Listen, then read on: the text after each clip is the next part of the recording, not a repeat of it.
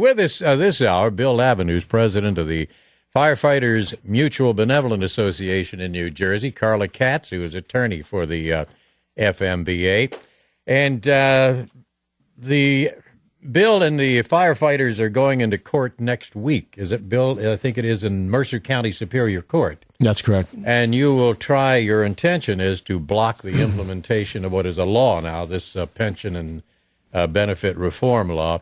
Now, you represent, I understand, 5,500 active and retired firefighters. That's correct. So your union is not one of these colossals with hundreds of thousands of members. No, not at all. So I think you could hardly blame your union for breaking the state's economy.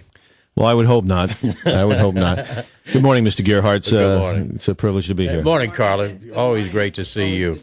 First of all, why are you going into court? At least it would appear to me that the reform that you are going to try to get overturned requires your members to contribute 1.5% of their salaries toward health insurance premiums. Don't you do that already?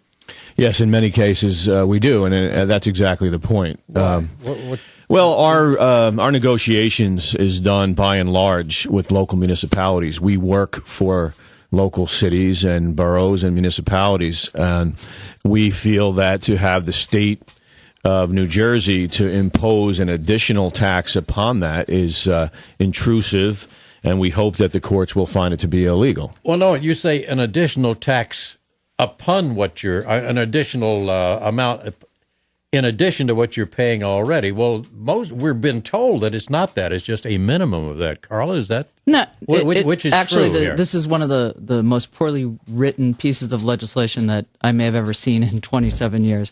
It is very unclear, in fact, what the bill does say, and almost every legislator we talk to and the State Health Benefits Commission itself keeps changing what it means or doesn't mean, and that's one of the reasons we're in court.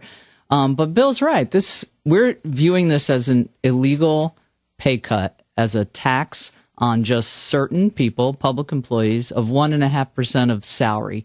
That's the other thing that doesn't come across. It's 1.5% of salary, not of anything related to the premium. That's right. I thought that was unfortunate. Why would they put it that way instead of saying that you would pay X% of the premium cost? Exactly. Which I think would probably have made it more palatable. Well, that's the other thing. I hear callers constantly call up and say, well, 1.5%, what is it? It's a drop in the bucket. It's 1.5% of your salary as opposed to a percentage of the premium, and in some cases it's as much as 5 to 10% of the premium. But as we spoke outside, Jim, if we took all our problems and threw them in a pile, we'd be fighting to get ours back with some of the things that are happening around the world. And we talked about your son serving and our members who put themselves in harm's way. This is really a fight where we want to get government to take a hard look at what they've done in the past and hopefully learn from their mistakes. We're in this pension crisis for a reason, and that is because in 1995, the Whitman administration, Christie Whitman, decided to come up with a gimmick where pension would be municipalities would be able to defer pensions, and that would result in tax breaks for municipalities. Well, we all know the money was not sent to Trenton, and nobody's taxes went down. So here again, we have an unregulated tax that's going to go on municipal workers of an additional 1.5%, and there's no regulation as to what that money should be used for. So we anticipate, as has happened in the past, that this money could be used for a dog park, it could be used for a swimming pool, and then once again, health benefits will go unpaid, and they'll be crying about it. You are aware, certainly, that on the average, what you're paying into the health care is less than what many, many people in the private world are paying. Well, in this case, you're probably finding out, sure, because now you're in the private. You're an attorney in the. But it's not. It's not about you're out here with the rest of us. It's now, not Carla. the number. It's not the 1.5% at all. It's the issue that this is not an amount of money that's being negotiated properly at the bargaining table. This is just by fiat by the governor and the legislature saying this is what it is. So what if it were 10% or 20 or 50? If this is legal, then that is legal also. for the governor to and the legislature to make that kind of a pay cut. When is your next negotiation for contract negotiations? Well, it varies. Each municipality has. So you're doing it town by town. Yeah, each municipality has, and that's the point. Our negotiations so are different done, than we don't negotiate with the state. We don't work for the state. We work for municipalities. Just to follow up on your point about health benefits and we paying maybe a little less than what some others do. We don't get profit sharing. We work a different schedule. Our abilities to be upperly mobile are limited. So there's, when we talk about free health benefits and you're getting a break, the reality is they're paid for in other ways. They're paid for by, giving up in other areas, be it holidays, and there's no fireman or policeman in the state that gets overtime for working on, say, Christmas, Easter, New Year's, or any other holiday, as some other places do. So we're different in a lot of which it's public safety, which is different and unique in a lot of ways, needs to be handled differently.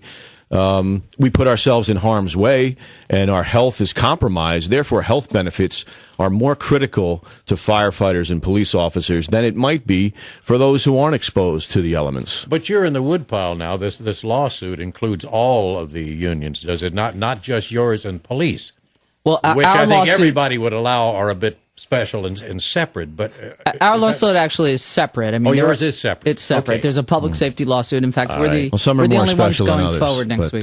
822, we're talking with Bill Lavin, president of the Firefighters Mutual Benevolent Association, Carla Katz, who is attorney for the group, about their suit to stop the new pension reform. Let's go to the phones now. A question from a listener named Billy in New Egypt. Billy, you're on the air. Good morning. How are you?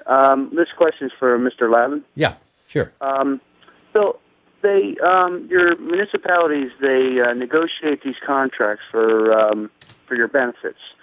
How does the governor, how is he able to just legislate that now you're going to pay into your benefits? Wouldn't that make the contracts null and void? Well, exactly. I mean, it's no different than if you were to work for 101.5, have a contract here, and have a set of circumstances, and then another station come in and say, "Well, listen, we're going to change that." We think it's intrusive. We think it's illegal. We're hoping the courts will agree with that, but I think it oversteps the bounds. It's one thing to change the rules in the middle of the game for people who actually work for the state. We work for municipalities. We negotiate there. And I think in some instances, actually, the business administrators and the mayors are not real happy with people stepping in and interfering with the regular collective bargaining process. But I thank you for your call. Okay, listen, thanks. 824 now in New Jersey, 101.5.